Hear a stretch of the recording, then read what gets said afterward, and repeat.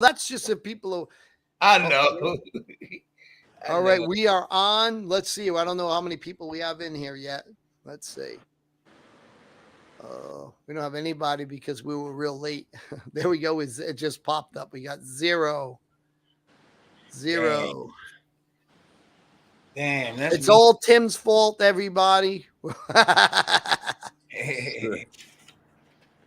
was, hey, Tim fell asleep. He couldn't wake up. that's a lie. It's what happens I when was you working. must have been out chasing witches again. When you kiss a witch, they make you sleep for a long time. Oh Lord. Isn't that what happened to the guy on Cinderella he passed out? Oh, we got two people in there. Well, hey, thank you for joining the party, everybody. Lyte Burley and Yes, Tim sir. Witherspoon is taking charge of Witherspoon TV. And I am out of here. The wizard is going behind the curtain, and I will let these gentlemen make magic happen.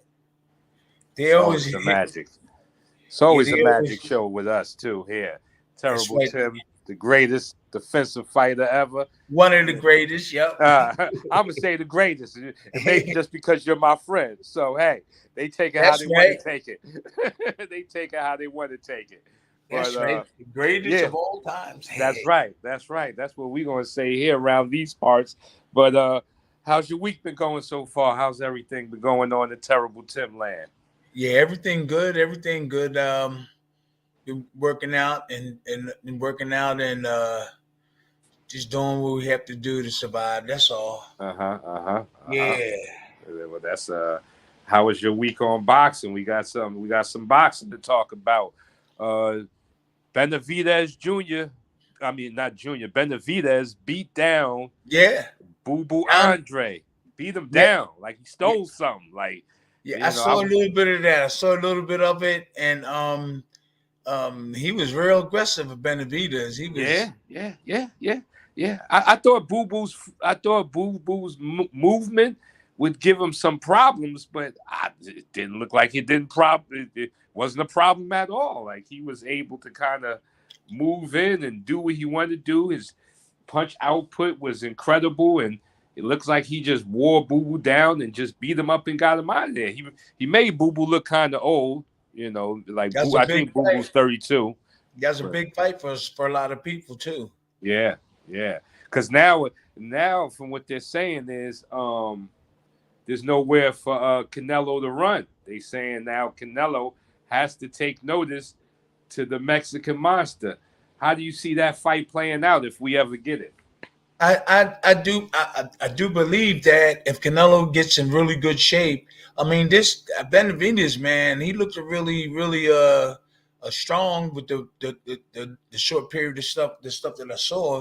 Uh-huh. Um, and but I do believe Canelo, if he get in good shape, his experience, if he get in good shape, his experience could cause him to put on a really good show. But the youth, this Benavidez is younger, right? Yes, definitely. Yes. I think he's And like he won, 25, 26, somewhere and he around got the there. eye of the tiger. He got the eye of the tiger, but the old timers, the older guy, got them old little tricks, and he might could pull things out. So Yeah. it depends. Well, one thing's for sure, Canelo's not going to have to find Benavidez. He kind of walks up, buries himself in your chest, and gets to work. So Yes, he Canelo's not will. going to have to find him. That's for sure. No, because he'd be right there. He's He'll be going to be right right there. there. He's He's going to be definitely right going to there. have to be in good shape. Mm-hmm. I think it's going to be a great fight if it happens. Two Mexicans against each other. Mexico is going to stand up. They some real boxing fight fans over there Oh in yeah. Mexico. They stand Oh, up for boxing. oh They love them some Medico, boxing. Yeah, Medico. that little Mexico. They love them some boxing over there. So two Mexican champions going to war. I think that's going to be big pay-per-view numbers right there. And we Oh know yeah. Canelo bringing the put asses in the seats anyway. But Yes, he do. yeah, But I Benavidez's name, his name is out there. yeah, it's Benavidez. out there. It's out there. His You was last talking about that months ago. his last couple of fights, he's looked nothing but great. Khalid Plant, he dispatched of him. And now he just, Plant. he just dispatched of Boo Boo Andre, who was a real credible threat. I think, you can put Boo Boo up there as probably like one of his toughest fights on record, or at least on paper. It didn't look like it in the ring, but at least on paper, Boo Boo was definitely his toughest fight, and he made it look easy. He made it look easy, yeah. Yeah, he made it look very easy.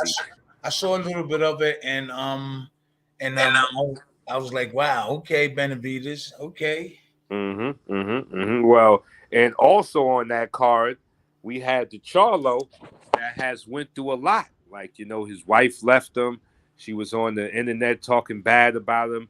His last couple of interviews, he broke down in tears. Like, wow, he was having he was going through some mental problems. And my friend who bets on DraftKings and called me and asked me, because he was fighting the other Benavidez. He was fighting Benavidez Jr., the younger brother, on the same card. And he looked like he had a hard time, man. Yeah, listen, he went. It looks like he shook off whatever he was going through in that ring, because he looked good. I was like, his inactivity, I thought was going to be a problem, but he was able to transfer and compartmentalize what he had to do that night, and he looked fabulous. I was taken aback of how good Charlo looked, because I thought the ring rust plus the mental problems he was going through was going to not see the best of him. And I figured Benavidez Jr. could be a problem, but he fought hard, but Charlo just dispatched of him. Combinations. I just saw a little bit of that one too. Oh yeah. They were banging. Yeah, that was a great fight, man. Like, Charlo being out the ring as long as he has and everything he's done went through, I was happy to see that, because you can see it helped. It helped. Like, after the press conference, he seemed like a whole different person. And like, I was once told the warrior path is still the quickest path to enlightenment. And that's true. And I think he was able to channel whatever he was going through, get in that ring, and turn it into what he needed to be victorious. And if I could give him a standing ovation right now, I would. If I had the standing ovation sound effects, I would press it right now. You got a new laptop, so you. Yeah, I gotta get my laptop together. As soon as I get my laptop together, I'll get my sound effects back together. But he deserves a standing ovation sound effect, because he looked great, especially with everything that he's been through. That's champions when you come through, when you go through the hard stuff and then reach to the top, and all the hard work pays off. Yeah, wasn't what's name going through a lot when he fought Mike Tyson? Was it Buster Douglas? Wasn't he going through a lot? His mom passed away. Yeah, and he turned that energy into positive energy, and that helped them win the fight. So his mom passed away, like I guess a couple of weeks before the fight, man. And I think he was crying in the ring and everything. Wow. See how you can turn that. And I think even his baby mama was sick or something like that. Wasn't his baby mama had a kidney failure or something? There was something else on top of it or something. Yeah, I didn't know that, but one of the biggest things was his mom passed. Yeah, I know. Yeah. And he won that fight for her. So I didn't hear the part about his wife. Yeah. Was it his wife, right? Or his baby mother? I think it was his daughter's mother. Okay. Yeah. She was sick or something. Everybody talked about his mom passing away. Yeah. That was a big one. But yeah, see, and then hey guys, just popping on real quick. I want to say hi to Bruce Gass and that one guy Bones, and somebody's seeing you on Monday, I think, champ, or it's or that's Lyte. I'm not sure, but What'd you say, Brian? Oh, I said Bruce Gass is here. Yeah. That one guy, Bones. And we have this guy, Jav Murray. I don't know how to say the first name. He says he's going to see you on Monday. Maybe that's Lyte or that's you. I'm not sure, but I'm out. Monday? That must be. No, that's you, champ. He said, yo, what's up, Tim? I'm going to see you Monday, man. Jevin Murray. I wonder what's Monday. I'm scared. Yeah, we got old school karate That guy. may be a bill collector, champ. Oh yeah, yeah. Hey, you Marion. guys got to get your Facebooks back linked up to the channel. Yeah, We're I not got on it. Facebook. All you guys changed your passwords. Who? I didn't change nothing. Yeah, you did. You even told me you did, champ. I didn't change nothing. You're going to the nursing home if you keep forgetting, champ. That's it. Uh-oh. You're in big trouble now. I don't remember that. Well, Mr. Wizard, we got another news flash here. Maybe you can find it and play it. Ryan Garcia goes off on Golden Boy Promotions. I heard. Yeah, with what's name standing right behind him. De La Hoya was standing right behind him when he went off on him. So, Mr. Wizard, see if you can pull that up. Maybe we can play it without Yeah, I getting saw that yesterday. What's your thoughts on that? What's going on with Ryan? I saw that yesterday. I think that he was complaining about him being mistreated or something like that. Because he talked about his people doing business. I saw that yesterday, but I was running around, man. Yeah, I just caught a clip of it when he said he that was mad too. Yeah, he was very guys mad. Ready? Here we go. Okay.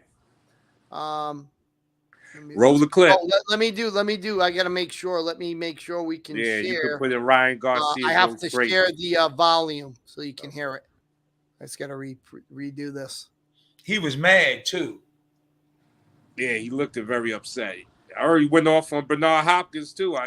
Bernard was there. Yup, I saw it all that. I seen all that. Frustration from his losses, and I think, he trying to find out how can he make it happen. Here we go. Ready? He's trying to find out how can he come back. I do believe that if he get the right person in his corner, showing them stuff and direct them and how to maneuver through boxing and deliver punches and block punches. Yeah, he looks pissed a little bit there. Yeah. He looks like he's a bomb about to blow up. Yeah, his jawline is looking real tight. It's a tight jawline. Mm-hmm. Yep. He did what he could. He did what he could do. All he could do up until that particular fight, and that's when he needed somebody to really help him. Now he's venturing out in another direction, like trying to figure out how can he move forward because he lost.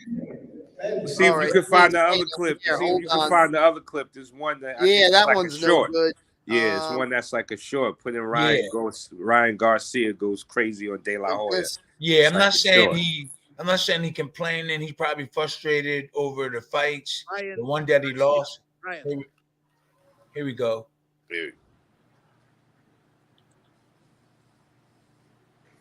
Good afternoon, everybody.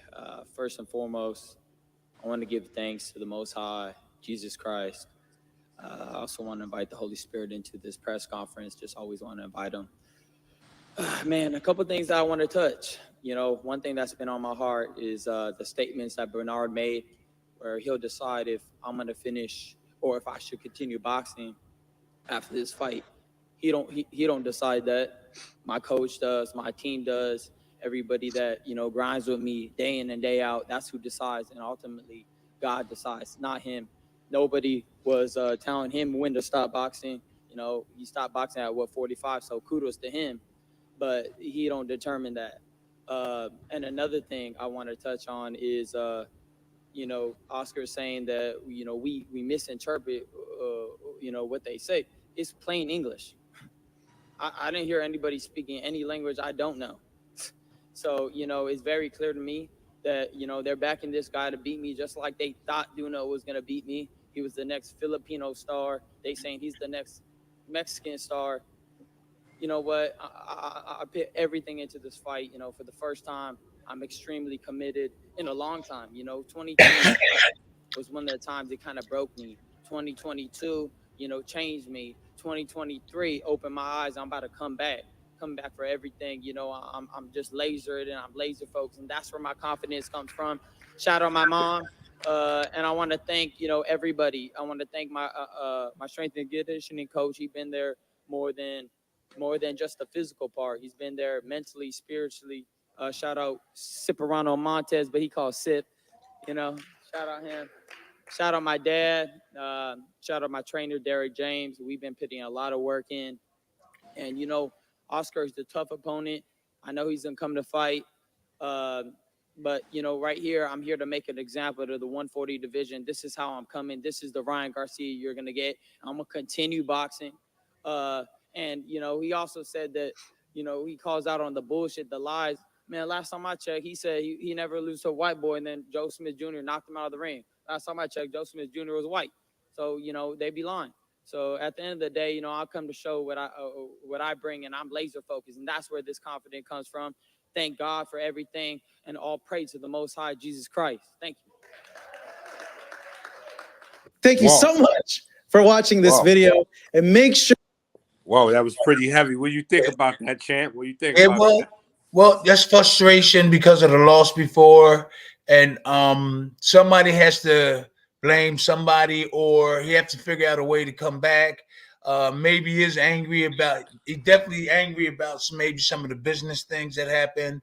But all it boils down to me is just the skills and the if you'd have won the fight big and all that, if you'd have won the fight, he wouldn't be complaining. So what I see is just frustration from the loss. Everybody was behind him 100%. And he just got to figure out a way. Maybe there was some problems, that he had with Oscar and Bernard and stuff and things like that. But how you really get rid of those problems if you go ahead out there and execute and get the job done. So I saw a little. He fought, but he didn't fight like a champion. Something was mentally instilled was wrong with him. In a way, when he was in the fight, after a couple of punches, you could tell that his drive wasn't that strong. Like he was in there, he was banging, but you could tell that it was Devontae Davis, right? Oh yeah, yep. Davis was catching him and caught him and dropped him, and so he lacked a lot of confidence in that fight, and that was his crossroad where he lost. He either lose or win, and he lost that fight. So that's just the frustration from that fight to me. And moving forward, somebody has to get the blame. Most boxers just wipe it off and go back to the drawing board. And this is his way, I think. Yeah, but is it? You understand what I'm saying? Yeah, definitely. And do you think it's smart to go at your promoters on that stage? Would that be a smart business move? Well, he got to back it up by knocking. I did it before. He have to back it up. He have to back it up by knocking his opponent out. So if you stand up to your promoters or the people that's getting you the fights, you are the champ. You are the champ of your own self and of the all the people. But you got to back it up. If he didn't, when he fought Davis, the skills that he had for that fight, if he can't make them better, he need to get somebody else or have somebody else on his team so he won't have to go through things like this. You know what I'm saying? You don't have to. I'm saying this about this one. I'm saying this about that one. I don't think he said that nothing about his training or his teaching, but it looked like he needed some help with the skills. So somebody got to get the blame. Somebody got to get the glory. And this is the way this turned out. Yeah. So I think he needed to get somebody to show him some more stuff and fighting guys like Tank Davis. Well, now he has Errol Spence's trainer, Derek James, and this is going to be his first fight under Derek James. So I guess we're also going to get a chance to see if Derek James could have, changed him in any way. Was it a help? Did it hurt? James trained at Errol Spence. Spence defense wasn't all that great either. So he needed to come get guys like us, like me, man. That's right. Say it again. You need to come do it. That's right. You need to come do it. So he's going to somebody. Not down on the brother. I'm not down on him. No. He tried his best to train her. He tried his best, but he's going to somebody that his boxer lost also. Yeah. Yes. So he's letting everybody know that he really don't know how to make decisions either when in terms of finding out who's a good trainer, who's not. So your skills to tell on you. Your skills to tell on you. Like you do real good, and then when you meet your match, you're gonna have to find somebody to help you straighten that mess up. You know, you lose the fight, you got kept getting hit with that right hand. Somebody got to come in there and change that around. That's all it is. So this frustration is rubbing off on everybody. He's Bernard Hopkins, Oscar De La Hoya. Somebody's got to get the blame. But if he get the right teaching and get in good shape, he wouldn't have to do that. He wouldn't have to go through that. So, and to me, that's you don't know a lot of things. You got to find somebody that do. That's right. That's right. That's right. You got to find somebody to do. So that's the case. Somebody got to get the blame. He could take some of the blame. But it looked to me, he needs somebody to show him how to block that uppercut and to move. He's very flat-footed. Very flat-footed. Like heavily flat-footed. And he stands right straight up, kind of chin in the air. And they didn't show him the right movement for the southpaw, and his defense wasn't that great. They should have seen. We watched films of our opponent, and get his power. We look at where his strength at, and we try to eliminate that in sparring. So, he got a good overhand right. Let's keep getting guys throwing overhand rights. They didn't do that in Ryan's fight because he kept getting hit. He kept getting hit with that same, was that uppercut, right? Yeah, the uppercut and everything. Yeah. So I'd have been, get guys throwing uppercuts because Tank is a good uppercut man. Yeah, take definitely. His defense up and fire back. So somebody got to take the blame. Some champions just say, "Look, man, I just gotta do better the next one." That's all. What about that last shot he took at Bernard Hopkins when Bernard Hopkins said he'll never lose to a white boy? Then he got knocked out the ring by that fighter Joe Smith.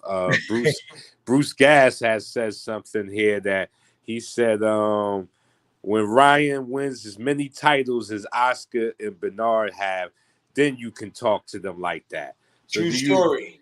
Do you believe he even had the right to talk to someone like De La Hoya and Bernard like that? These are stone cold Hall of Famers, real champions of champions.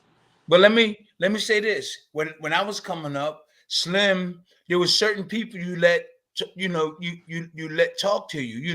There's certain people that you listen to and you talk to. They're special people in your life.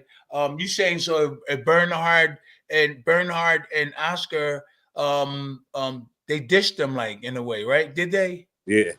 Well, Bernard said something about, I guess, after this fight here, we're going to see what we're going to do with Ryan. I guess saying if he loses this fight, it's going to be no good for him. Like he may not be getting any other fights, or and he may not be fighting anymore after this fight if he loses. And I guess that's what Ryan was responding to, saying only he has that power to say when he's going to stop fighting, or Yeah, that's true. He has the right and the power to do that. But you also can get somebody to recommend that you stop. But he's got a lot more left in him. Garcia. Yeah, he just need to get a teacher, somebody to show him. All this could have been avoided if they would have called me and you. Now you understand. A lot of this could be avoided if.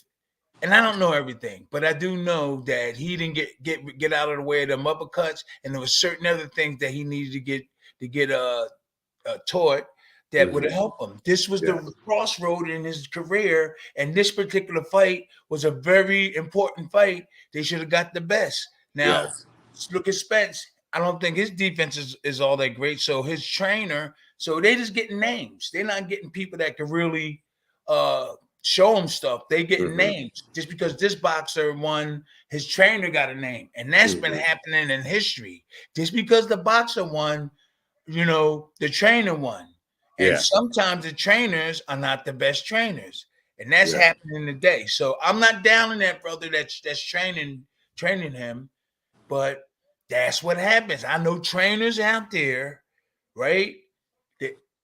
There's some of them never even had a fight, but people think they're the big shot because their boxer won. So you win, they win, and that's out there. I'm telling you, that's out there. Yeah.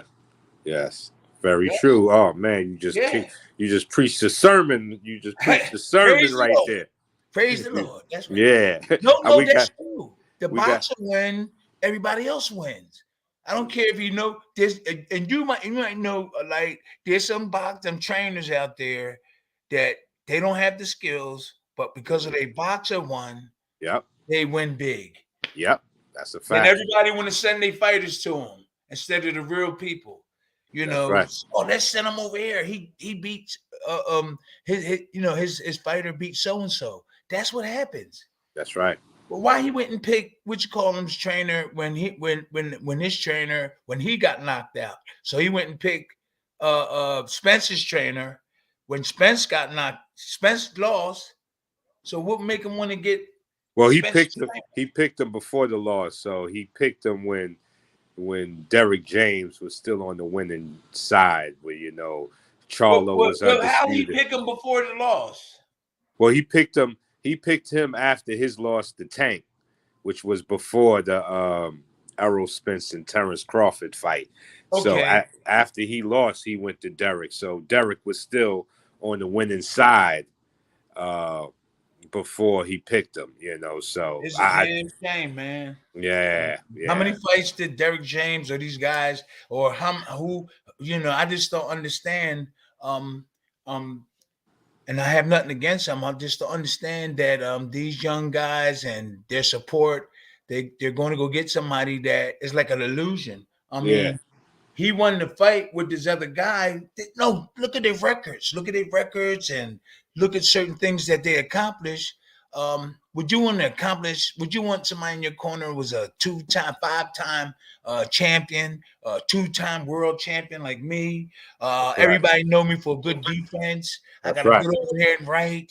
I could talk pretty good, even though you hit me and knocked me down last week, I'm all right. So there's a lot of trainers out there that's credible, and I don't know why these young boys don't go out there and just bring them on their team. That's a fact. I think it's true, man. I think the pool is thinning out a little bit, but you are correct. They are still out there. We still out here. So they need to pick somebody that teaches self-preservation, the art of defense. We have Matthew McKengay up here said, can you explain? He said, can I explain the origins of 52 blocks and who started using it in boxing? Well, that's real simple. Black fighters black fighters brought in this higher need for defense, which eventually turned into his own thing called 52 blocks. Mr. Matthew, thanks for the question. Cinnamon May said, can you do a film study on Salvador Sanchez, the little giant? Oh, I love me some Salvador, baby. Yeah, Salvador moved a lot. Man, that was a Mexican with some defense. That man, he was a different style of Mexican fighter, really. Like, he still had the Mexican, I'm gonna bring it to you. I'm here to fight. Bang, bang. He did a lot of movement. They had to be in shape because they moved a lot, bounced around, moved a lot. So you had to be in shape, man. I heard his trainer used to be a horse trainer, and he came up with the saying that you train a fighter like you run a horse. You run them, then rub them, and I forgot my teacher was telling me, but that Salvador Sanchez's boxing trainers were also horse trainers, and they kind of used some of the methods of how you run a horse on how they built his stamina. And I kind of believe it because Salvador Sanchez's stamina was ridiculous. I know. Got tired. Yep. He's like he never got tired. I'd never seen the man in the fight tired. And I've seen almost every fight the man had with, Danny Red Lopez, Zuma Nelson. Yeah, when he fought Zuma, like the man was never tired. So whatever stamina training they had, it must have been pretty high level. Zuma Nelson, that dude. Oh, he was he chopped the tree down with a dull axe. Yeah, I was right there with him. Wow, a dull axe. We gave him a sharp axe. He said no. He said, "Give me that. Give me that."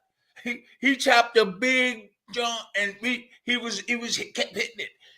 And we was like, this dude crazy. He chopped it right at Don King's camp. He chopped that Wow. dude a dog. He didn't want the sharp axe. And Now that that's a dude is story for you. something. See, That's everybody on the chat, press one for the love and the stories that we are getting from the champ. I've never heard that. That's a story I can now lock into my memory. Azuma Nelson chopped down the tree with a dull axe. Now, a you big tell me, tree. oh man, We tried to give him a sharp one. He didn't want it. He said, "No, I want this one." I swear. We called him the Terrible Terror. We called him the Terrible Terror because me and him used to be like, we go to the gym, we was in the camp and camp together, and we used to chop wood together, but I couldn't keep up with him with the run. Wow. Yeah, he ran early in the morning, way earlier than we did. And he was focused. This kid was focused. You can see it. You can see it. You can see it. I love his fight with Pernell Whitaker. Oh, that was a barn buster right there, because Pernell really had to show his skills in that fight there, because Azuma was trying to get him out of there. Azuma wasn't playing. Azuma was not playing when he came for Pernell. That was a great fight there too. I would have loved that. Yeah, I would have loved to have seen Salvador Sanchez versus Pernell Whitaker. What a dream matchup if that could have happened. Yeah. Salvador versus Pernell Whitaker. That would have been a great fight. Who we got here? We got people saying Bruce Gas. Right. Yeah, that's someone Bruce. Said, do you think someone can enjoy boxing without becoming a pro? I want to do some amateur matches. Yeah, I think that's an easy one. That's a softball. We want hardball questions. Throw some hardball questions at us. That was a softball. We knocked that right out the park. Hell yeah, you can enjoy boxing without depends on what age. Depends on what age you are too. You don't want to be getting hit upside your head if you like 60 or 50 something or even 40 something. You got to just be careful. You don't want to take a lot of headshots at your late ages. Yeah. You don't want to get your eggs scrambled late in life. That could be a problem. You don't want to ketchup and onions on them, right? Make eggs Benedict out of your brains. You don't want to do that. Do that. And there's a lot of people out there, a lot of Rockies, when you get into boxing, you go in the gym, you see them training really hard. They don't want to turn pro or anything like that. They just want to, there's a lot of I've seen that in the gyms. You go up there in Gleason's in New York, they had a lot of dreamers coming in the gym. They know they can fight, but they train hard every day. In Philly, you got like maybe 3 or 4 guys, they come in the gym, they want to be champ. No, they ain't going to be champ. Yeah. And I like that kind of atmosphere. I like, he really want to really try hard.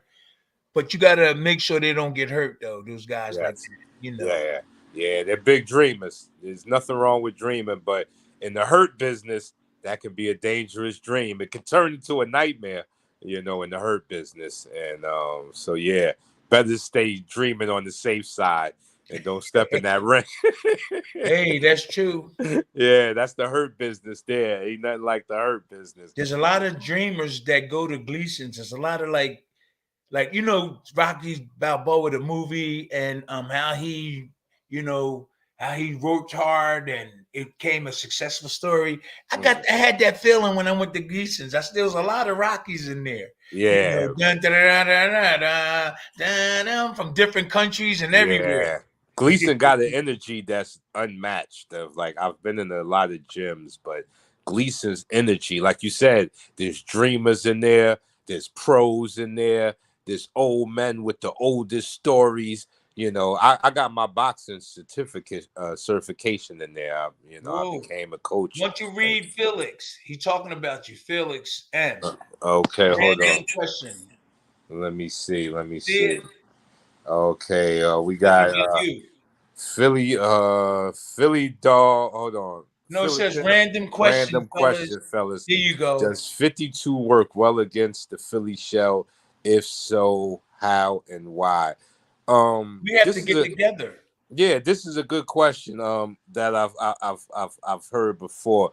The Philly shell would be a part of 52. Maybe not. You may not see it as because Tim breaks it down in a way that is very more understandable of the beginners of the Philly shell over it being a hand position, more of being like a defense thing. Can you break that down for him again, Tim, about the Philly shell?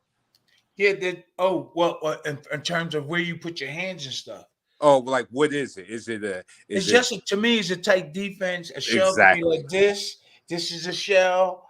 You know, and a shell is really with the old timers when I was young coming up, they said the Philly shell is when you don't get hit and you tighten your defense up. And so a lot of people misunderstand when they say Philly shell. They think it's Floyd Mayweather. Yeah. Floyd Mayweather. They think it's this and that, the way they move and stuff, and really it's just a tight defense. Say the word shell. Like an eggshell's tight. So if you tight with this, still a shell. This is like a shell. You know, you just got to come over here and block that hook, right? And this is a shell. So I used to see the old timers in Philly when I was little. Before I even boxed, I was playing football. They was talking about the shell, and all they did was like keep the defense tight. Let me get the elbows down there. Like they just keep the defense tight. Everything's tight, and can't nothing get through.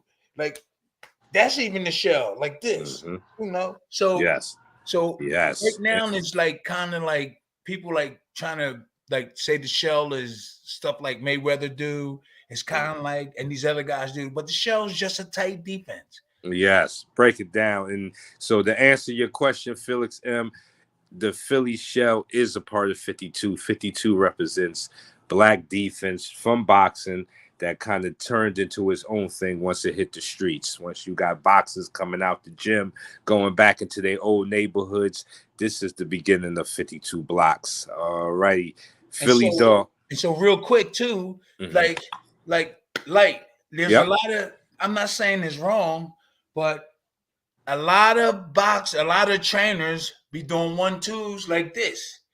Punch here and there, but really you hold one pad up and a 1-2 goes in there so you can throw the left hook. Now I see on these shows and on the shows, we be on these shows and stuff, and they be holding the pads and they're doing a 1-2 like this. Just think of this. 1-2. Yes. No, this is a 1-2 in the same pad. Same pad. Oh, the left hook. Oh, you know, everybody doing it wrong. When you see them on the videos and stuff, you see them holding the pad, they be going like this. Oh, no, this is a 1-2 in one pad. Bang, bang. My God. You can throw the left hook. Oh my God, I'm glad you said. The old timers was telling me, hey man, they doing the 1-2 wrong. It's got to be in the same hole. You cooking right now. The church is in session. Because let me tell you something. I've always thought that was wrong. Like when I hold pads, even if I don't use just like one pad, I like the jab to come down one line, the right hand to come down the other line, because the way you're saying it, the punches are crisscrossing each other. How is the right hand going all the way over here and the jab going all the way over there? I never liked it that. I never understood that. Nope, it's all in one hole. Boom, boom. So you get off that left foot and come back to defense. This is awkward. Look, 1-2, 1-2. That don't make sense. 1-2 instead of 1-2. Oh man, same hole, so you can throw that left hook. Oh my God. 1-2 left hook. Look all that open. Oh, we're gonna clip this and make this a short right here. We're gonna clip this and make this a short. Everybody's doing it wrong, like everybody. I'm not saying it's right. I'm not saying it's wrong. No, they doing it wrong. I'm saying it. You ain't got to say it. I'll say it for you. We'll have to cut it out. We'll cut it out. We'll edit it out. That'll be a good short. Yeah, put a timer on this marker here. Everybody doing the 1-2 wrong. I was taught by old timer. That's right. He said, Tim, the 1-2 ain't this way and that way with the pads. That's right. Right in the same hole. Same hole. Yeah. Makes sense? Because then you're essentially giving your fighter bad mechanics, bad fundamentals. I've always said that. Like, I don't like to catch the jab here in the right hand, because then they're crisscrossing each other. Like, who are you punching at? Like, who are you training to hit with that right hand that's going past his face? You know, you're taking the right hand that's supposed to be sharp as an arrow, and you're sending it on the angle. You're not doing a 1-2 like this. No. Right? It's like this. Straight in. 1, 2. Only way you Don't you doing think that that's is if you, awkward? Don't you think it's awkward when they yes. doing that? It's just for they be just to show people they making noise or something. Yep. 1, 2. Yep. But Yep. in reality, the 1, 2 is right in there. Like That's right. They got you punching that ghost. They got you fighting ghosts. old timer taught me that. Old timer. And that old timer was right. That old timer was so right. Do it make sense? Oh, it makes hell of sense. Thanks for the old timer, because I've always felt that way. I said it, and I thought I was crazy. I said maybe it's me. Maybe I'm thinking the wrong way, but if something don't look right here. Something don't look right here. Just hold that pad. Let both of them punches come right into that one pad. That's a 1, 2. Not this way and that way. Okay. All right. We got Philly Dog said, just wondering, whatever happened to Philly's own Tyrell Biggs, who also was a baller on the Great Speed Boys basketball team at West Philly High. Yes, he was. I was talking to his brother Xavier earlier. Okay. And he's all right. We trying to get him in good shape. He was like sitting down all the time in a wheelchair, but now he's trying to get motivated, moving on, and getting his legs together. We're also trying to get Blood Green. So our organization, the Legends, the Circle of Legends, we trying to help them boxers out. But Terrell Biggs, we've been keeping in contact with him. He's in good shape. His brother Xavier is trying to get him in the right situation so he can be on these shows. You can come on these shows and talk and everything. So we got a lot going on, guys, with the Circle of Legends. Yes, sir. Yes, sir. All right. Matter of fact, they're having a seminar in a month and a half down in Georgia. Xavier Biggs. We want everybody to know that Xavier and Terrell, there's gonna be other boxers. I'm gonna be down there. We got a seminar, a big seminar down in Atlanta, Georgia. Well, I don't know if it's College Park or I think but it's in Georgia. We're going to blow it big down there. We're gonna blow it up big. All the legends are gonna be down there. Okay, and to all the people on the chat, we are taking donations and super chats if you want your question read first. And a lot of these donations is going to go towards the barbecue sauce that helps boxers. Where is the wizard? Mr. Wizard, can you put the barbecue sauce up so we can give it some, so we can plug it? So we can plug the sauce. Yeah, let's go get the sauce. Barbecue sauce. Knockout barbecue sauce. Donate to the team. Donate to the War Fund. Super chats read first. We are talking with Tim the Great, the greatest defensive fighter of all time. There we go. The knockout. This is Jamaican jerk. This was excellent. You can see we got into it when David was here. The Viking Samurai. We actually ate all of them. He's not just Mike showing sent you us a whole case of stuff. They're delicious. What's that like? I was saying, you're not just showing us a bottle of this sauce. You're showing us a bottle of used sauce. The sauce is good. They're using it. They're putting on chicken and ribs over there.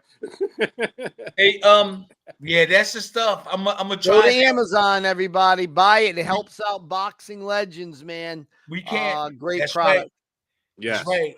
We can't leave nobody behind. Like Andre, or what he said, Pennant. He said, is lifting weights a good idea for boxers? He sent a thing saying that, Tim, did you read my message? Oh, yeah, I was trying to look for it. The old timers didn't like lifting weights, and I think I missed out on that. I didn't lift that much weights. Evander Holyfield, all those guys with Tyson, they was lifting weights. But the old timers didn't believe in that much weightlifting. And I do believe if I would have had it was in a situation where I did a lot of lifting weights and a lot of cardio, a lot of what they call it, sports medicine stuff, which was just coming in. All that there's the way they build up. I would have done that, and I would have been undefeated because I had skills, but condition wise, I wasn't in the toppest shape I was in. So, so weightlifting is good, but don't lift like a weightlifter, like them big dudes. Yeah. Get a fitness trainer. Get a fitness trainer to help you with that. Yes. Yes, Don't be that lifting makes sense. real heavy weights. And I think you do lift heavy weights maybe once every so often, but the majority of the time you got the regular weights doing cardio and getting that strength, and so you can still be loose when you're throwing the punches. You don't want to be tight and Yeah, throw yes. boom. You want to be Yeah. loose. So they know how to get you right. So lifting And weights is in now. Is in. Okay, there you go. You can lift some weights, but don't get crazy. We ain't out here trying to throw pig iron. We are throwing fist. Okay. That's right. Yeah, okay, so we got another fight on the horizon coming up in the jaw jacket and going back and starting. We got Devin Haney versus Regis Prograis. Now, Devin Haney is looking like a full welterweight up in there. He is jacked up, stacked up. How do you see this fight playing out, champ? Like, I know we spoke on it a little bit, but it's getting closer. So I'm always emphasizing on defense, and that's what a lot of these guys don't have today. Whoever gets hit first, or who make the mistakes, which everybody do make. So it's gonna be like a chess game. But if you don't have like one or the other, something can possibly happen. Like a defense, if your defense is really not good, you could be in trouble. If you have a good offense, it'd be a chess game. But if you have really good defense and your offense is not as good, you got a better chance of, to me, lasting. Yeah, I see Devin Haney in this one. Devin Haney has a awesome jab. He doesn't have a lot of power because he doesn't really sit down in his punches. He doesn't stick around long enough. He uses foot movement and getting out the way. But his jab is awesome. Regis Prograis is rough and tumble, kind of needs to get close on the inside to really do his dirty work. And I can see Devin Haney keeping him on the end of the jab most of the night, unless he just really has to like take some real risk and run in. But he is the bigger puncher out the two. I think Regis Prograis carries the stronger punch out the two. But Devin Haney's jab, he unleashed it against Kambosos, and Kambosos couldn't get nowhere near him. He rat-a-tat you, and by the time you move in, he's gone. He's out the side door, back to the middle of the ring. So, but the road gets harder. The more you win, the harder them steps get to climb up them steps. Yes. And then you either become the champ or be successful or meet your match. So yeah. Well, he's already there undisputed at 135. He just recently had to drop all of the belts. They elevated Tank to I think it's Super WBO or W, one of those, but Tank has a belt now because Devin had to vacate. So 135 should get a little bit more interesting now that Tank is a belt holder again. Yeah. And Shakur Stevenson is in there, and I think before we get a Tank versus Haney fight, we definitely should see a Tank versus Shakur Stevenson fight. If we're talking about the biggest fight to be made at 135, to me, right now, is Tank versus Shakur Stevenson. I think that's the biggest fight. As long as they keep fighting. Yeah, I think that's the biggest fight to be made. Let's see what the people are saying. Bucci. What Bruce Boxing Guy says, Tank says he's not taking the WBA Super Bowl. Oh, he's not taking it. Oh, Tank is a rebel. Oh, if anybody knows, Bruce do. He said, if anybody knows, Bruce do.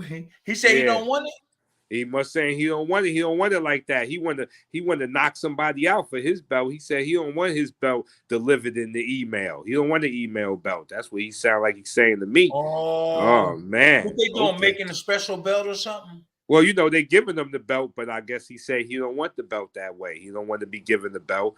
He want to take it off somebody's waist, the good old fashioned way. I like that. I like that. Andrea Pennant said, Ike Abba, how do you say his last name? I always mess up his name. Where? Andre Pennant, Ike Abba. I can't. Ike Ibuchi. Yeah, there you go. Well, he was naturally strong too, but he lifted weights. He was like he Yeah, he lifted weights, man. That dude was tough. Like Abuchi said that he lift weights in his prime. He told me on his YouTube channel. Yeah, I know I lifted weights. So and he was like real loose when he got into the fight too, but he had big muscles. He had big muscles too, and he could punch. Him and David Tua, they had a Tua was a puncher's puncher. That play, boy. I was watching it, I was like, oh. Ibuchi and David Tua. They was playing it. Okay, yeah, the nobody 92 says, does 52 blocks work in a real fight or only against people who can't fight? Oh, that's a good question. Well, since 52 blocks is defense, I hope it will work in a real fight. I hope defense works in a real fight. From what I've seen, try to figure something out. We're gonna try to figure some stuff out. Yeah, from what I've seen, yeah, definitely defense works in a real fight, a fake fight, a half fight, or no fight. Defense wins. Okay, Cinnamon May says, how many different jabs are there in total? What do you call the GGG jab where it hits you on the top of your head with his two knuckles? What is the right way to do it? How many different jabs are there in total? I don't even think you can count how many different ways you can jab. Like, is there a jab number, champ? You come this way. It's the way you deliver it and the way the knuckles land. Mm-hmm. You come like this. You come with the first two knuckles. Naturally, you pull a punch and land your punch with the first two knuckles because that's the strongest part of your hand, not over here. This is the weakest part. I broke my hand. So you got to land your punches with the first two knuckles. Yeah, that's supported by the forearm. You could do a slap. You could do a slap. You could do straight over like that. You come up with it. There's many different ways you could do it, long as you know where these knuckles are supposed to land. So it's up to you to get it in there. Like I used to go like this. I used to go like that. I used to ball my fist up and go straight. So there's a couple different ways you could do it as long as you try to land with those knuckles. And like Ali used to do like this, a slap, and he tried to hit you with these. Okay. Yeah, his like this just to occupy your brain, your eyes, so you can't see for a split second, then drop a right hand behind it. He used to do that, or just go right in, slap it like that, slap. And I used to fist first two knuckles, So, and once you get in good shape, you could determine what type of jabs that you want to use and see which one get away with it. See what you get away with. You in shape. Just do the best. Just do what you can do. Oh, yeah. Okay. So I used to come up like this with a jab, where the knuckles just was come up. I used to be like this and just come up like this and let the knuckles hit up like that. I used to do like that, boom, and come back with the right hand right after that. Yeah, I see, like you said, as long as you know which way the knuckles are supposed to land, there's so many different ways you can jab. Double jab, pump fake jab, up jab, floating jab. There's so many. I think that was something they asked Ali. They said, what are you still learning as long as you've been in boxing? And he said, how to jab. He said, so many different ways you can jab. So I think that's something, like you said, if you know the fundamentals, you could probably come up with your own, you could probably make up your own on the spot, so. There you go. You said it. That's it right there. As long as you know how to do it, you can create whatever you want. What Teddy's saying? Teddy's saying, we in here, Terrible Tim. Teddy, who's Teddy? Teddy Buckshot. Buckshot. Buckshot. Yeah, he said, we in here, Terrible Tim. All right. The Nobody late, but we okay. The Nobody 92 says, so you're supposed to land only two punches or all your knuckles. No, he's saying you can only punch with two knuckles. The first two knuckles that are supported by the forearm. The last two knuckles in medical term is called the boxer's break. Right here. This is the boxer's bone right here. Yeah. And the doctor told me, don't hit with this. He said, hit with this shit. When I broke my hand on Al Cole, and I was fighting Al Cole, I threw a left hook and I landed with this and I broke it. And I went through the whole fight with my broken hand. Wow. So when I went to the doctors, I didn't think it was broke, but it was hurting bad. He said, your hand is broke. And he said, and he told me, everybody, this is the name of this bone is called the boxer's bone. And he told me, do not hit with this side. He said, hit with this is the strongest part of your hand. That's this right. is actually called the boxer's bone. Wow. Right here, they called this the boxer's bone, and the reason why everybody was breaking their hand, and so the doctors called that the boxer's bone right here. Wow. Wow. Information. Yep. And so that's what I found out. And our podcast is informational. Okay. That's actually called the boxer's bone. Yes. Yes. In medical history. Yes. Yes. For facts. Ricky Ferguson said, yo, Lyte, when you had your conversation with Safari Carmen, how many times did he mention he was the greatest martial artist of all time? He's a good guy. Yeah, hey, he believes in himself. He is very confident about his martial skill. And, who am I to judge anybody? Only God does the judging. I just do the watching and the learning. Only God judges. Right. Okay, Cinnamon May said, do you think Bivol, the 175-pound WBA champion, has the best fencing jab in the game? Who else had a jab like that? A fencing jab. I don't know who. I never seen a fencing. You know how they stab with the sword forward, like they kind of like stab the fencing sword, the little one, and they got the mask on their face. It's like a stab jab. I guess that would be like a stiff jab almost, but I know what he's trying to say. The fencing jab, it would be like almost. I don't want to say a stiff jab because it still can retract pretty quick, but kind of like a stiff jab. Okay.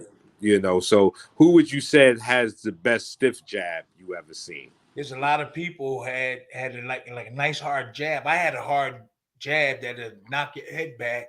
But I'll bring a right hand behind that. I don't know. What about Larry Holmes? Like, what was his jab? Larry. Well, you know what? When I fought Larry, I was so amped up. I didn't care what was coming at me. I just wanted to whip his butt. His jab was nothing. His jab to me, he's one guy that has a really good jab. But for me, I had fun. His jab if you watch the fight, his jab played no problem. Right, had no problem. It gave you no problem. You was dancing all around it, catching them. Yeah, it gave you no problem. I was slipping them. I was slipping them, blocking them. So when you take away your opponent's strength, that's almost 75% of the fight. When you take away his overhand right, or if you take away his famous shot, he's in trouble. Yes. That's right. And that was his bread and butter right there. That's what you do. When you practice in the gym before your fight, you practice to nullify your opponent's strength. So whatever his strength is, you work hard on that to get rid of that. And once you get rid of that in the fight or eliminate it a little bit where it don't hit you a lot or whatever, that's a big part of the game. You're taking away his strength. So that's what all these trainers should be doing. Find out what their opponent's strength is, get that out the way. And if he has a secondary strength, work on that also, but get that main one, that strength one, the one that he knocked people out, or the one that's really good at, try to get that out the way. And that's what trainers need to do when they go into camp, Find out what his opponent's strength is and weaknesses, and work on that through the whole 2 months in the training. And I don't know if they're doing that nowadays. Yeah. Oh, that's find out what the strength is. That's right. Try to get rid of it. That's what film study was all about. You got these fighters nowadays. They say, "Oh, I don't do no film study. I don't watch nothing." Terrible.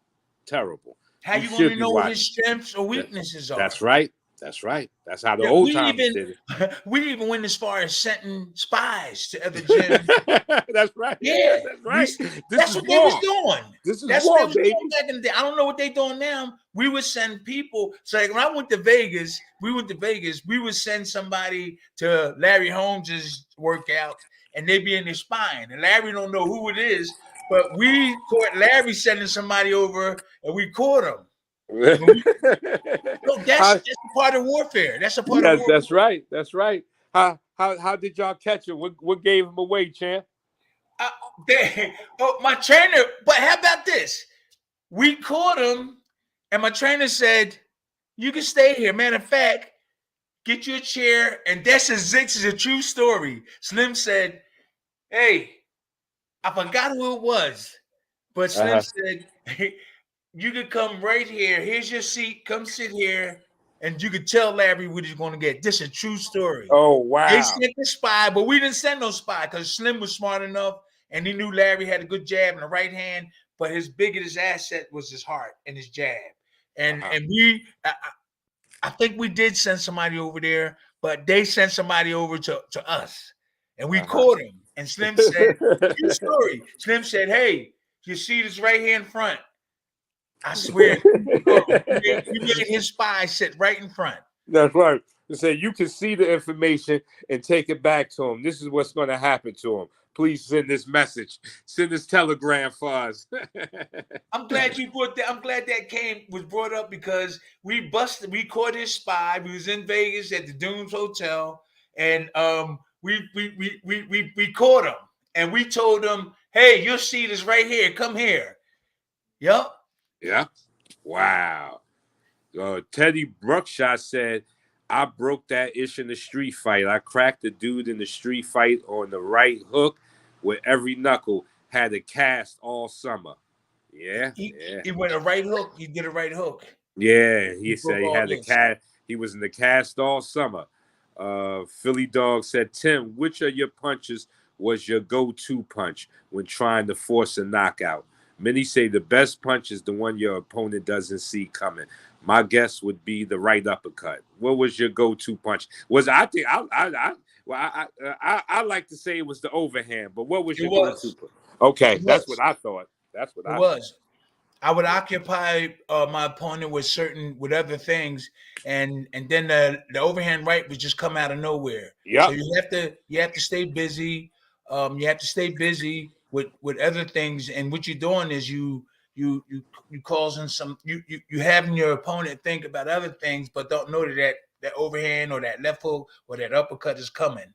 You know, so you occupy him with other stuff, then bam, hit him with that their royalty punch. That's right, and the overhand comes outside of your view, so set up right, you'll never see it coming. But I never threw it out here. I kept my overhand in close, and I just dipped in and whipped it like that. I didn't do like this and throw it. See, so if you guys trying to learn how to throw that overhand, and it's got something to do with that shoulder leaning in and whip it, so this has got to stand close to your body like a bullet in the chamber. When you shoot it, it comes out tight. It's powerful when it comes out like this. When it comes out like this, it takes longer to come. You might get hit, and you'll get harder, but it's like this. You're coming close like that. Yeah, it's like a bullet. Boom. Then you come underneath with that uppercut. So bam, bam, or just bam, or jab like a 1-2. Boom, bam. Short, choppy. Short and choppy. Yeah. Okay. Teddy Bruckshot said, "Tim's education is priceless. Thank you, sir, deeply for these free professional lessons." Joseph Fogarty said, "Happy holidays, guys." Teddy Bruckshot said, "Larry Holmes was a dirtbag." Oh Lord. He ain't like some Larry. He don't like. He much didn't like him. Yeah. You know what? We was arguing and fighting before the fight. He said he's gonna knock me because I didn't have no money. I didn't have no money or nothing. He was champ. I'm gonna knock him out, take his girlfriend. I'm gonna knock him out, put him on welfare, all that stuff. And I was young and coming, and I led into it. I was mad. It made me mad, but I showed them when the bell rung. That's right. Yeah, we heard the story how Larry went home. We okay now. And got rid of. Tell him. Larry went home and got rid of every spoon in his house. He ain't have no spoons, y'all. He got rid of everything that looked like a spoon. Anything that had spoon on the end of the name, he got rid of it. Yo, man, I was really surprised how easy the fight was. The great Larry Holmes. And all it took was a good trainer, a good teacher, with all our plans. We frustrated Larry Holmes. For instance, this is, guys, listen to this real quick. I'm gonna try to make it brief. But so all during the preparing for the fight, you have to have all type of tactics. So what we did was what we did, what Slim did was he told me, he said, "Look, Tim, I'm gonna tape your hands up, right? But we're gonna deliberately let Larry Holmes them tape their hands up and don't send nobody over there." That's what happened. So somebody's supposed to be over there when Larry's taking his hands, and somebody's supposed to be over at R. What he did, he deliberately not send nobody over, and they taped Larry's hands without somebody there. So Larry, so when it was time for them to sign it, yeah, mark off on him, Slim said, "I wasn't here. They got to take them off." Slim Robinson made both hand wraps off when he was getting ready to go out. He made them take both of them out because he used strategy. See the type of things. This see with trainers, you gotta have. I was around the best, Georgie Best, Slim Robinson. He deliberately waited, and they wrapped Larry's hands. And Larry will tell you the truth. Larry was cussing. He told Slim, "Don't you ever speak to me ever again as long as you live." He called him all kind of black, this and that. Slim made him take the handle off and rewrap both his hands, everybody. That's what happened when I fought Larry Holmes. So you got to use all kind of tactics. Mental warfare. Whoa. And Slim had a good trainer. He deliberately waited. Whoa, that man was a genius. He deliberately waited, and they had to cut. They cut him off and rewrapped them, and that made Larry Holmes even more mad. Woo-wee. You see all the different things that goes on. I was with the old timers, man. These guys better call us. They better call me. Teddy Bruckshot said, Larry over there eating cereal with a fork, drinking soup from the bowl. We cool. I'm cool. I'm cool with the great Larry Holmes, but we just trying to, I'm just telling y'all a lot of the things that I learned. I was around one of the greatest champions that lived and stuff, and Larry was a great champion. Ali, all these guys, and I'm just privileged, man, just to be thought about in their shoes, Yes. Walking around with them, Yes. being with them, man. That was really great. Oh, that's man. actually what happened though. Like he was mad. That was a great strategy there. That was great strategy. That's right. That's how you unnerve a man. And listen, Larry Holmes said, "As long as you black, you better never speak to me." And you know what? Lyte is on video. They got it on video. Larry Holmes saying it. Wow. Where's the Wizard at? The Wizard, can you find that, Mr. Wizard? That's going to be hard to find, but they got it on video. Larry Holmes saying, "As long as you," and you can see him with the hand wraps. Wow. You see him with the hand wraps. It's on. I've seen it several times. He says, "As long as you black, don't you never speak to me." He said, "As long as you black, you better never speak to me." You know that was some real words to say. That only a man that's angry can say something like that. As long as you black. He said, "When you turn white, you can talk to me again." Right? Yep. These are the tactics that a lot of the new boxing industry, the people out there, they probably have their little different ways of. It's warfare. It's warfare. So they probably have their little ways of saying things. But the old timers had the real good. He deliberately waited, made them do his hands, and didn't go in there, and they made him take the hand wraps off. Wow. Larry was mad. Incredible. We're gonna try to pull it up. We're gonna try to get that. We're gonna clip that up, man. Listen, people, this was a great show. We got an hour in. Wild World of Sports. It was on Wild World of Sports. Wild World of Sports. Okay, yes. We're gonna look that up. Any questions left before we close out the show with the great, terrible Tim Witherspoon and his co-host, Mr. Lyte Burley? Let me go to the comments section. We did start a little late, guys. Yeah, we started a little late, guys. Yeah. Yes. Larry Holmes is a great fighter. Yes, he is. Yes, he is. Yes, he is. Yes, he is. Yeah, he is. He had big heart. I did not say he did not have any of these things because he was a great champion. And wow, man, I fought the great Larry Holmes and did good. Yes, did well. Won the fight. You did more than good. You was cheated. It was a bamboozled. It was cheated. You won that fight. Philly Dog gave us the props. He said, "Good stuff, guys." Thank you, Philly Dog. Sorry we late. Sorry we Thank you. came in late too. Yes, sir. Yes, sir. You know, every Friday we have these shows. We missed a Friday or two, but we are back on our feet. So tune in every Friday to get that real boxing information from Terrible Tim Witherspoon himself, where we be talking about all the latest and current in the news of boxing, what's going on in their personal life, in the ring, outside the ring. We're going to be talking about it. So please check in to hear us. Let's see. We got Teddy Bruckshot said this shit turned to a comedy fest. That's right. We got comedy involved here. There's going to be some humor here. You got South Philly High's class 76, Philly Dog. Yep, Philly I graduated in 76. Wow. South Philly High, yeah, South Philadelphia High.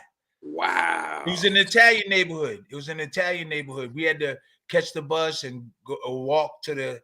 It was an Italian neighborhood. Yep. Okay. Well, anybody that's tuning in from Philly, I just came down to PA and I tried to get me a Stromboli, and it wasn't the Stromboli I was looking for. So if anybody in the chat can recommend a restaurant in Philadelphia that sells them real Strombolis, please do, because I'm coming back and I need a real Stromboli. Thank you. You'll easily get that. Like, yeah, Lyte gonna stay here, champ. We're gonna take him down. That's right. Stromboli. That's right. I need the real Stromboli. That one wasn't it. It was nah, okay. What we had was garbage, man. Yeah, that was. Well, you went down there. Well, you know what? I think a lot of things change. There's a lot of Latinos down there in the Italian neighborhood. Okay. There's a lot of different nationalities down there now. When I was little, it was predominantly Italian, and I think it still is. They called it Italian Market. Where yeah, let's go there, Tim. We'll take him to the Italian Market. Yeah, that's where Sylvester Stallone made the movie, right down there. Well, he knows where that is. Oh, Lyte, you know where that is. He's from Philly. Yeah. Oh, right. That's Federal you Street. know the Italian man. Come on now. Yeah. I've been to Philly. I was there for like 8 years. About 8 years I lived in Philly. Yeah, it was a minute. But yeah, that's why I know where the real Stromboli is, and that wasn't it. That wasn't the real Stromboli. That's not what I came for. You know, I want the real one. New York and Philly and a lot of parts of Jersey, you can get some nice Strombolis, I think. But I really never ate no Stromboli in my whole life. Yeah. Oh wow! Like Tim gets a Stromboli. It's got to be loaded with broccoli Robbie because you know he don't eat meat. Oh man, that's good stuff, though, champ. Do they have those, Burley? I think they do. They probably do. They probably do now. Yeah, you can stuff a Stromboli with anything. Like you can stuff that with anything, and it's really like a pizza folded up. If you took a whole piece of pie, folded it, and baked it, that's what the Stromboli is supposed to be. A nice size, big. It's supposed to be big. That little thing they gave us at that restaurant without, and then they had the sauce on the side. The Stromboli, the sauce is in there already. Yeah, you know, that was terrible. That was terrible. Philly Dog saying 9th Street. That's where it's at. 9th Street, Philly Dog. 9th and Federal around Federal and stuff around that area. Thank you, Philly Dog. Philly Dog 1958. Thank you. So I can get me a real Stromboli. I am going to 9th Street when I get back there. When I get back, I'm going to 9th Street. I'm getting ready to get me something to eat when we finish. Well, damn, Tim, every time I talk to you, you're eating, champ. Be on a diet. We training. What? Egg whites and vegetables. They go right. Get rid of that belly of yours. Hey. Oh, he didn't go there, did he? He went to the belly. Hey, guess what? Guess who picks on my belly all the time? Look at every day. Guess who picks on me? The champ. Every day. Cinema May said, what is some good motivation for boxing and life in general, champ? Our last question. Okay, first you gotta love you. You gotta what is the same? It says, what is this? What is the motivation? What is some good motivation for boxing and life in general? Yeah, well, you gotta love yourself. You gotta love yourself, and just keep getting up, smiling, and having fun, and don't let nobody bring you down. And there's so much going on in this world, and it's people killing themselves, suicide, and all these type of things. You be one of the positive persons. You be the one that's going to, carry the load. If somebody don't feel good, you try to make them feel good. So when you do good, when I do good stuff to other people, it makes me feel good. It makes me feel good when I help and stuff like that. So Those are some of the things you have to do. It don't have to necessarily be to motivate. You got to motivate yourself in order to motivate somebody else too. You know, so love yourself and just do good things. That's good motivation. Get up. Don't let nobody get on your Don't let nobody get on your nerves. I know it's hard. If they get on your nerves, go walk somewhere else and just wait. Just wait. You know what I'm saying? Don't wait. Don't get angry. That's the only thing I can say. Just try to be happy every day. Who's making that noise? That's Brian. I don't know. I don't know. It's coming from my. I think that's Light's my got phone. the aliens trying to tap into his stuff, either the CIA or the aliens, one or the other. Teddy said we got the rubbing stomach. So, okay, so just look forward, everybody, to the next show. I think Lyte just tuned off. Maybe it's gonna come back on. Our show, you're gonna be surprised. I mean, like when you tune into our show, you never know what it's going to be. It's gonna be good stuff, but you never know. You'll be shocked at some of them. Sometimes you won't. It's gonna be, some good stuff come from our channel. So thank you everybody for joining. Kind of awkward weekend for us. We'll be back next weekend and maybe during the middle of the week. Thank you very much. Thank you everybody for tuning in. All right. Take care.